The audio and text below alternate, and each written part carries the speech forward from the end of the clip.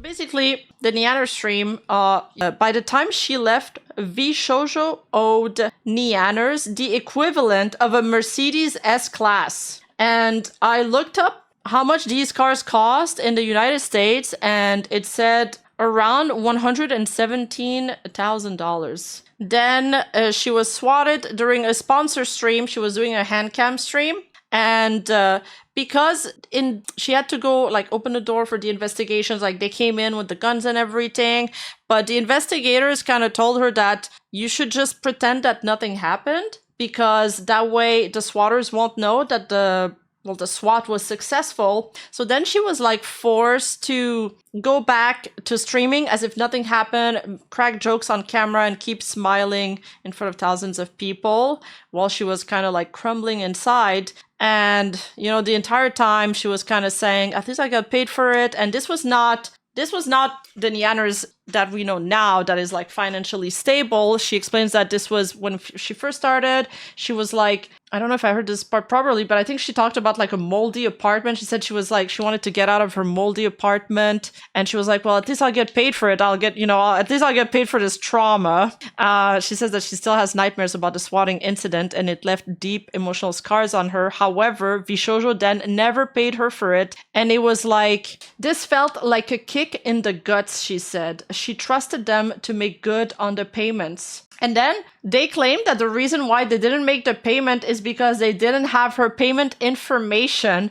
But she knew this was false since 2 weeks earlier they had sent her a payment already. Like, it's so stupid. After leaving Vshojo, she made more in a few months streaming as indie than she did in all her years with them. Partly because they hadn't been paying her properly. Vshojo had an expired business license at the time of her and Vei's departure, and she says this was one of the key factors that allowed them to exit the company. Other crazy things is she was discouraged from having a lawyer review her contract. Didn't Michi say something opposite though when she was onboarded by Vshojo? She said like they were encouraged to have a lawyer. I guess it differs from person to person. But anyway, when she did get a lawyer to handle her contract, because they hadn't been paying her money, mind you, she was missing payments. It came time to renew her contract. She's like, yo, I'm going to get a lawyer to take a look at this. And they used that against her to be like, wow, she's so heartless. She's talking us through a lawyer. I can't believe she's doing that. And then after she left, after her and Vei left the company,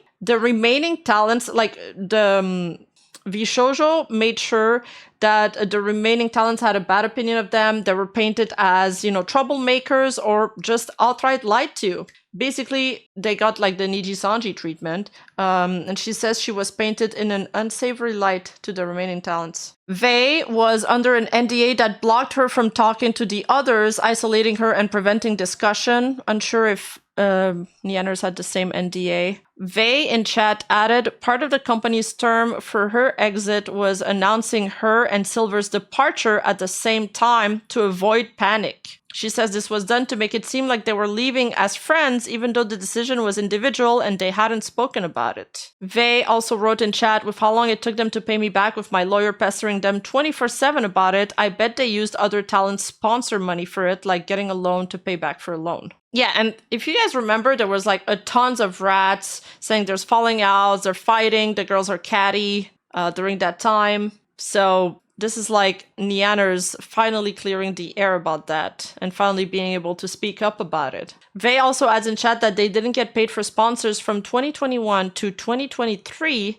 and that Vshojo fans pushed a false narrative that they were greedy or left because of their boyfriends who were influencing their decisions. In the case of like Soda Pop, people thought that Vei would join OTK, and then people thought that Atol was influencing Nyanners, which she like categorically denies because she says Atol always just remained supportive. He never tried to influence her decision.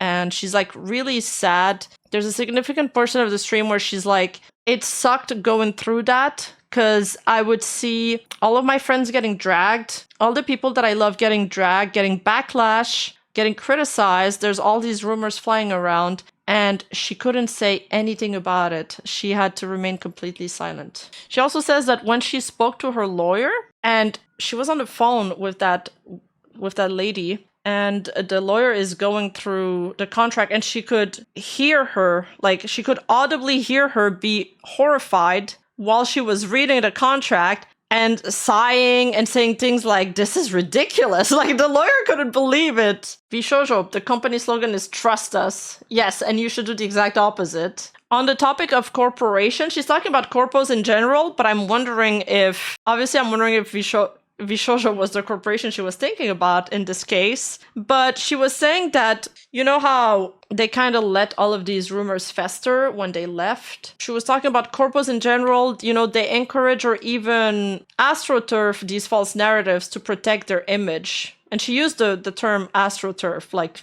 she was saying these false narratives, they're kind of beneficial to the corpos because they protect their image and then the talent takes the blame. And some of these corpos even astroturf some of these narratives. And I think astroturfs means kind of creating a false sense of consensus, a false sense of consensus on social media, maybe, or forums. On the Iron Mask charity fund, she was like, who steals from charity? And they screwed over the face of the company like that. This is comically evil. Mouse always wanted Vshojo to succeed, which makes the betrayal even worse. Panini ex-staff gets good praise, and apparently some staff thought that she disliked Panini after she left, what was another rumor that wasn't true. She says, you know, talent first, Vshojo owes everything to the talent. She also wanted to leave way before her contract was up, but she wasn't allowed to say anything. And it sucks we put our trust in these people, we believed in them. She says that like multiple times in different ways.